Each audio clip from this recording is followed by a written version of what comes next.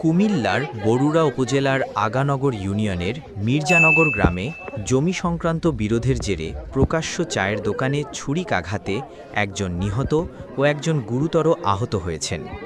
বুধবার ২৮ জানুয়ারি দুপুরে আগানগরের পুরান পাগলা বাজারে এ ঘটনা ঘটে। নিহত রবিউলকে মর্গে পাঠানো হয়েছে এবং আহত ফয়সাল কবির কুমিল্লা মেডিকেল কলেজ হাসপাতালে চিকিৎসাধীন। প্রত্যক্ষদর্শীদের ভাষ্য অনুযায়ী পূর্বশত্রুতার জেরে পেছন থেকে অতর্কিত হামলা চালানো হয়। পুলিশ জানিয়েছে জড়িতদের শনাক্ত করা হয়েছে এবং গ্রেফতারে অভিযান চলছে। এলাকায় অতিরিক্ত পুলিশ মোতায়েন করা হয়েছে।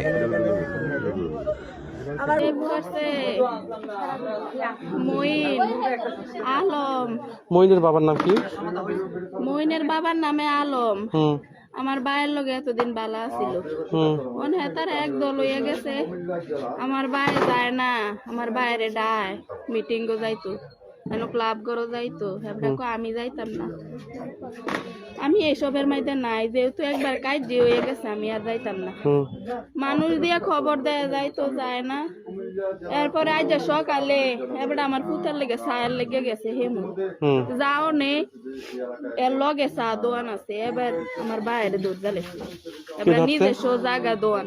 কি ধরছে? তার নাম কি? রব। উনি কি আর কিছু বলতে পারে না। পরে আসলাম, আসার পর শুনলাম যে দোকানে বসে তারা চা খাইতেছে, বসে রয়েছে।